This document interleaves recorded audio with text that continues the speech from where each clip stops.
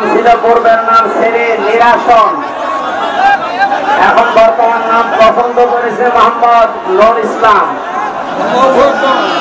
ইলাহা ইল্লাল্লাহু ওয়াহদাহু লা শারীকা লাহু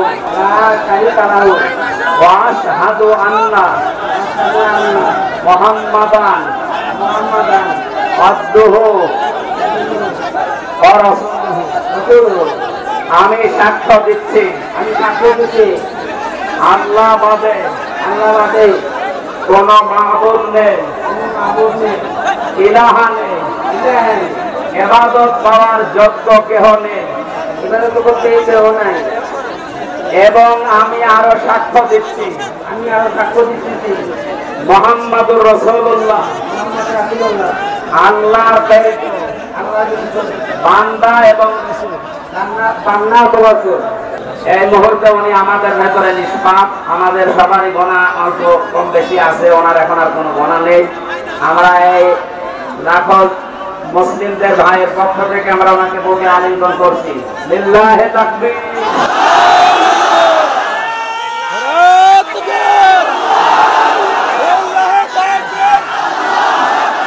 আজ যারা জুজুর ভয় দেখাচ্ছেন বাংলাদেশে নারীদেরকে, যে ইসলামী আন্দোলন একামতে দিন যারা আছে, এরা যদি ক্ষমতায় যেতে পারে আপনাদের ঘর বন্দি করে রাখবে, এই জুজুর ভয়টা দেখানো হচ্ছে না?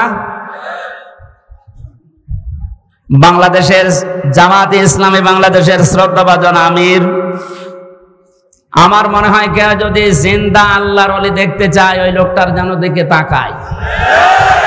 টাটকা ওলি। আমরা ওলি আল্লাহ খোঁজার জন্য সিলেটে যাই, সিলেটে যেখানে যাওয়া দরকার ওখানে যাই না। কথা বলে না কেন? জীবিত ওলি দেখতে হলে এখানে যাওয়া লাগবে, সিলেটের পাশে মৌলভী বাজার কোলাউড়ায়। হেঁটে গেলে মনে করবেন এটা একেবারে জিন্দা ওলি। উনি ঘোষণা দিয়েছে নারীদেরকে আজ যারা জুজুর ভয় দেখাচ্ছেন, আমি গ্যারান্টি দিলাম যদি আল্লাহ আমাদেরকে জাতির খেদমতে কবুল করে, এই মেয়েরা পুরাটা উল্টিয়ে যাবে, তারা মনে করবে আমরা মায়ের কোলে আছি। ওনার কথার সাথে বাস্তবতার যেন আল্লাহ মিল করে দেন, বলেন আমিন। কন্যা সন্তান যাদের আছে আপনি বেজার হবেন না, কারণ কারো রিজিকের দায়িত্ব কারো হাতের উপরে, ঘাড়ের উপরে, মাথার উপরে আল্লাহ দেয়নি। যে আসতেছে দুনিয়ায় তার রিজিক সে নিজে করে নিয়ে আসতেছে। কথা বলেন এখন, দায়িত্ব যতদিন আপনার উপরে আছে যেভাবে হোক আল্লাহ চালিয়ে নেবে। যেহেতু এটা নবীর কথা যে এটা বড় রহমত, অথচ আমরা বেজার হয়ে যাই। আমার তো আল্লাহ 2টা মেয়ে অলরেডি দিয়েছে, এখন যদি আরো মেয়ে আসে আমার কোনো নারাজি নেই, আমি খুশি। দ্বিতীয় নম্বরে হাদিসের ব্যাখ্যা শুধু বলছে, নবীজি জানিয়েছেন যারা মেয়ের বাবা আছো, মেয়েটা যখন কোনো বাড়িতে আসে ফেরেশতা পর্যন্ত বাড়িতে নাজিল হয়ে যায়। কোন ছেলে আসলে ফেরেশতা নাজিল হয়, কথা কোরআনেও নেই, হাদিসেও নেই। অথচ মেয়ে মানুষ আসলে ওই বাড়িতে আল্লাহ ফেরেশতাকে পাঠায়। ফেরেশতারা আসার পরে মাথার উপরে হাত দেয়, ওই কন্যা সন্তানকে উদ্দেশ্য করে বলে এটা একটা দুর্বল দেহ, এটা দুর্বল দেহ থেকে বের হয়ে এসেছে।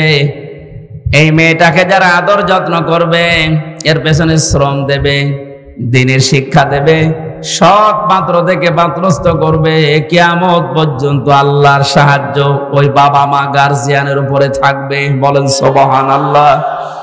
এজন্য আল্লাহর এই বড় দয়া, বড় রহমত আমরা যেন বেজার না হই কোনোদিন। মেয়ে হওয়া মানে স্ত্রীর উপরে রাগ না, আপনার রাগ হচ্ছে আল্লাহর উপরে, কারণ ওটা তার স্ত্রী বানায়নি, বানিয়েছে কে? দ্বিতীয় নম্বরে বেশি সবচাইতে বড় দয়া আল্লাহর পক্ষ থেকে, অথচ মানুষ বেজার হয়ে যায়, তার নাম মেহমান। নাম কি? এটার সাথে বাস্তবতার মিল আছে। যত ধনী মানুষ হোক, মেহমান আসলেই কেমন যেন মন খারাপ হয়ে যাচ্ছে। অথচ মেহমান যখন আসে, নবীজি বলেন সে তার নিজের খোরাকি সাথে নিয়ে আসে। বলেন সুবহানাল্লাহ। বিশ্বনবী জানিয়েছেন 3 নম্বরে বৃষ্টি 4 নম্বরে আল্লাহর নবী বলেন রোগ ব্যাধি। রোগ ব্যাধি যার যত বেশি হবে তার দুনিয়ার অপরাধগুলো আল্লাহর মাধ্যমে মাফ করিয়ে নিষ্পাপ করে তার কাছে নিয়ে যাবে। সিস্টেম অপর পৃষ্ঠায় দেখুন তিরমিজি শরীফ, নবীজি বলেন 4টা বিষয়ে মানুষ আনন্দ পায়, 4টা বিষয়ে মানুষ খুশি হয়, কিন্তু আল্লাহর কাছে সবচাইতে ঘৃণিত নিকৃষ্ট এই 4টা। তার 1 নম্বরে নাম পেয়েছি যৌতুক। এদেশে নেই। সামাজিকভাবে আন্দোলন গড়ে তোলা লাগবে। বৈষম্য বিরোধী ছাত্র আন্দোলনের মাধ্যমে যেহেতু সংস্কার চলছে, আজ বাংলাদেশের সমাজগুলো থেকে যৌতুক নামে এই মানবতার মহা কৌতুক বিদায় করে সংস্কার করা লাগবে। এই জন্য যতগুলো সংগঠন কাজ করছে মেয়েদের পক্ষে নাম নিয়ে, নারী পক্ষ, নারী স্বাধীনতা আন্দোলন, নারী বিপ্লব পরিষদ, নারী মুক্তি পরিষদ, এদেরকে বলছি এই 53টা বছর পার হয়ে গেল, আজও আপনারা যৌতুক মুক্ত করতে পারেননি। ইসলামের হাতে 5টা বছর তুলে দেন, যৌতুক নামে মানবতার সাথে মহা কৌতুক বাংলাদেশ থেকে মানুষ ঝাঁটিয়ে বিদায় করবে ইনশাআল্লাহ।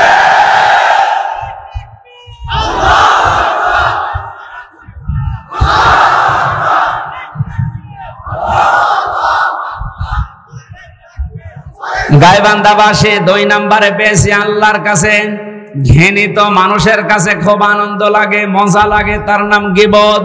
নাম কি? এটা করা যাবে না।